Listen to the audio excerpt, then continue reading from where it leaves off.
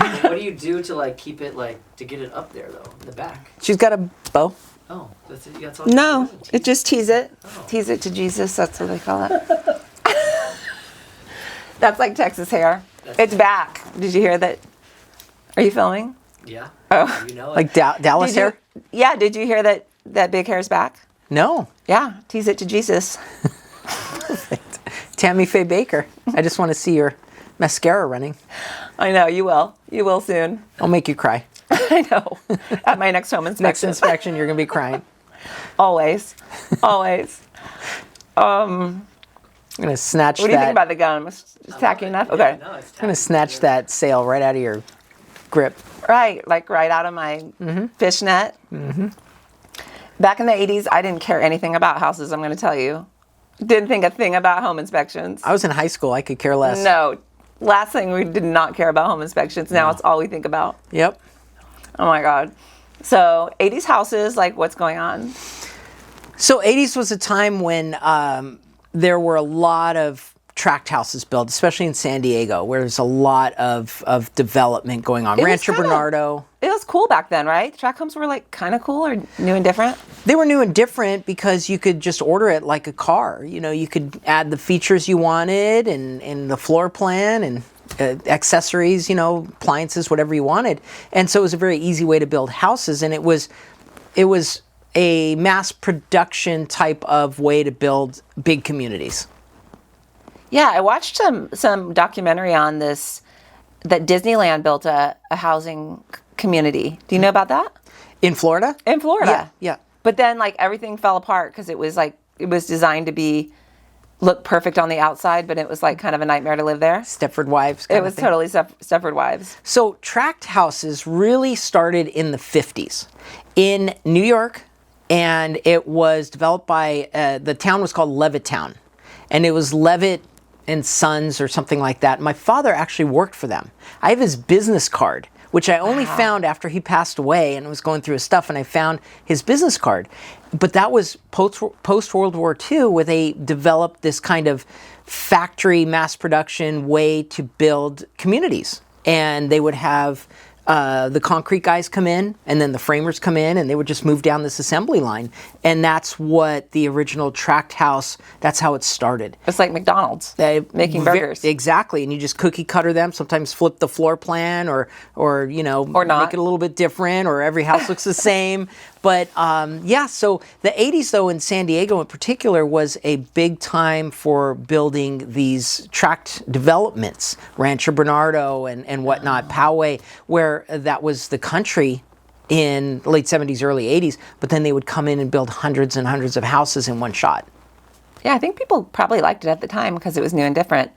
Yep, and it was a way to just have a, you know, turnkey community where you had a rec center and everybody had a similar house, and HOAs became very popular to maintain the property values. Mm-hmm, yeah. Mm-hmm. I mean, what if somebody buys an 80s house now, like, or 90s? Like, what are we looking at? Well, I mean, I went to high school in the 80s, and it doesn't seem that long ago, but if you think about it, it was, you know, 40 plus years ago. So these houses and the components in them are aged. The technology that was used and some of the materials in hindsight weren't that good. Like we have polybutylene plumbing, and we see that a lot still throughout San Diego, and it's one of the big things we look at. And this was a type of plumbing that had a high rate of failure. And it was a great idea when they started using it. It was cheaper. You didn't need a licensed plumber to put it in. It was just tubing. But when we see it now, it has a high likelihood of failure. And it's a big deal. It's a showstopper a lot of times in a home purchase because it's very expensive to repipe a house. Yeah, it's like we think about much older houses and we think about much newer houses, but we kind of forget what to look for in these middle-aged homes. Thank you very much. Yeah, I mean, 80s doesn't seem that long ago, but really it was. There are a lot of single pane windows, a lot of polybutylene plumbing, you know, things like that in those 80s homes that now we look back on and go, what were they thinking? And we were losing that cool mid-century style too, right? Yep. Like that's what we look back on now. When I see a mid-century home, I mean, everybody gets excited, but no one is like, I'm buying an 80s house. Like nobody's excited for them, right? Because it's Yeah, you just not architecturally interesting. But even if you think about those old, even 30s homes and 50s homes, people got tired of those hardwood floors. But that's how they made floors back then. So everyone carpeted them. And now it's the rage to take out the carpet and refinish the floors because they're beautiful. Yeah. And the same thing happens with each decade. If you think about shag carpeting, and it's just like clothes, right? Things go in and out of style. And a lot of times old things come back in style. All the time. I mean, I woke up like this, so. Neon clothing is coming back. I mean, why not? Personal style. And I mean, 70s homes had like lots of open concept and like dropped rooms and all that kind of went away. Living rooms. Did the rooms get more like boxed out, or what was going on there? Yes, it kind of went back to the 50s where you had small, sectioned off kitchens and sectioned off dining rooms and whatnot. In the 90s, we started seeing more open floor plans come back. Okay. And another trend that is no longer seen is people, as TVs started to get bigger, but they were still the old school TV with a big hump in the back. Oh yeah, that's inset walls. Correct. Now we don't know what to do with those. Right, exactly. What do you do? Put a fish tank in there? So people are actually closing them in to hang a flat screen TV. That's so crazy how technology influences architecture. And it's changing faster and faster. So we even see houses that as early as the 2010s that had, for example, USB ports put in the receptacles.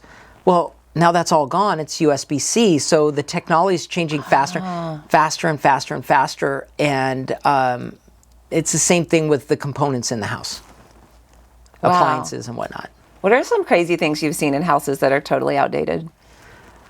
I think the poor homeowner repairs are the best because they watch. They're trying really hard, Philippe.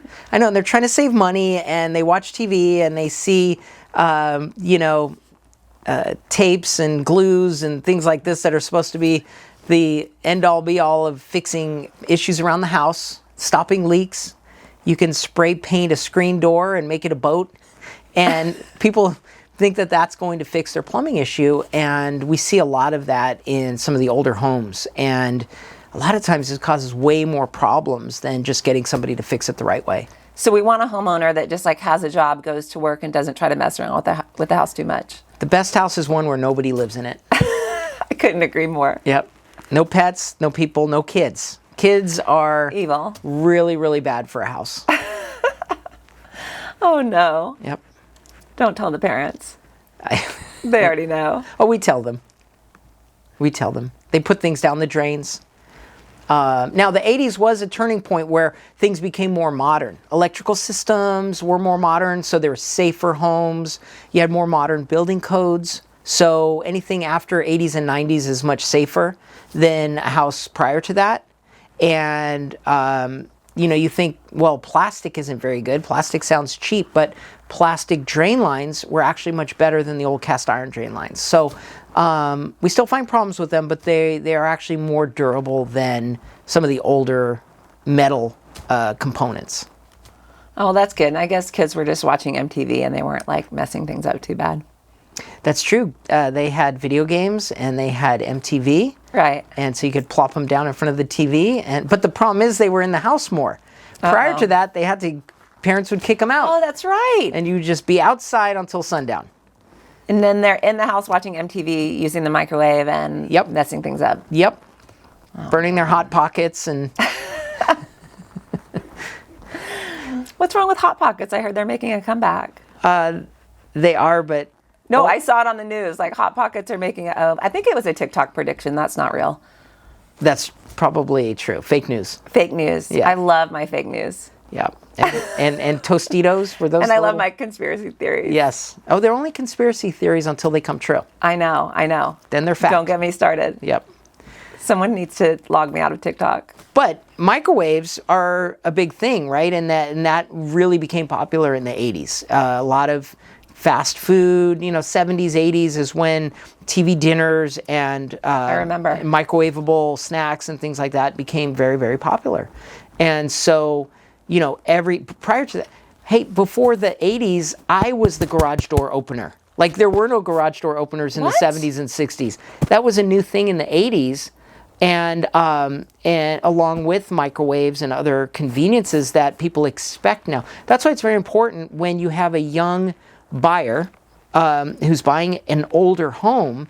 They don't realize that old homes didn't come with dishwashers and garage door openers and central air conditioning and things like that. So it's very important to educate new home buyers who might be young and never lived in an older home. I sold an older home in Old Escondido that just had like the 2-prong electrical outlets, and nobody could plug in their computers. And we wrote the request for repairs wrong, where we said something about them making those safe. So they just covered up all the outlets. Like they found a loophole in our language in the request for repairs. And then we get in there and they're like, the outlets are like covered up. We're like, okay, they need to be usable and safe, not just safe. Yeah. Oh my! They put a buyers 3-prong. Were so pissed. They put a 3-prong cover, but like your Apple iPhone charger won't stay in the plug; it just falls right out. No, and that is a big deal because electrical connections that aren't firm and solid are dangerous, and the heat can go up. Yeah, and that extra heat can actually cause a fire. Oh, we've done so many home inspections where like someone's house was probably going to burn down if they didn't decide to sell it and have a home inspection. That's true. It's totally crazy. We see a lot of crazy things, or they upgraded a 70s house which may have had aluminum wiring, and they combine it with copper wiring to add a ceiling fan or to do some other wiring, and that connection of different metals in and of itself can cause a fire because they start to corrode, and that gets hot and it can burn the house down. Well, that's not scary at all. So stay away from Home Depot. That's really, really detrimental in most parts. Maybe just for plants and pots and gardens. Hire somebody. If you don't know how to do it, hire somebody. Yeah, I get it. This morning I was home and my daughter was like, "It smells like gas." And I'm like, "Does it? I think someone's outside working." And she goes, "Okay." And then I was like, "Oh, because the gas on the stove is on. That's probably why it smells like gas." Mm-hmm. She was like, "Oh, okay." I'm like, yeah. Nice. Yeah, and so newer homes since the 90s, especially tract homes, have fire sprinklers and smoke detectors, carbon monoxide detectors, a lot of stuff in there that the safety of new homes is much greater. And if you think about it, most of the building code is designed around fire safety. Okay, it's not to save the property, it's to save people's lives. Okay. Fire sprinklers aren't there to save your house, it's to allow you to get out in time. GFCIs, modern wiring, carbon monoxide, smoke detectors, etc., aren't there to stop fires, but it's to give you enough warning to get out of the house. Got it. Yeah, I had a house burn down. Did you know that? No. Yeah, I never liked that house anyway. How was your insurance on that one? Not so good. Oh boy. Different time. Yeah. Well, thanks for coming out. I love hearing all you have to say about home inspections. Oh, there's a lot, and lots to learn. We'll leave the 1980s to MTV and videos. Yes, but definitely your home inspector is a great resource for learning about older homes. So ask all the questions you want and do some research. If you're not willing to live with some older stuff, just like older cars, right? They didn't have seat belts back in the 60s. They didn't have power steering or FM radio. Things change, so make sure you're prepared. Well, you have all those great articles on your website. I think a consumer should read those before they go into their home inspection, so they're not totally shocked. We do. We have documentation about the different eras of construction. Yeah. And so before you buy a house, if you're not familiar, definitely educate yourself and read up so that you're not surprised and spending a lot of money on a home and then finding out that it's not what you expected. Definitely. Yeah. But once you're in love with the house, you're going to buy it no matter what. That's true. Just make sure you're Most of the time. okay. That's true. It's very emotional. That's my job. Yes. Awesome. You got to deal with the feels. Deal with the feels. Thanks, Philippe. You bet.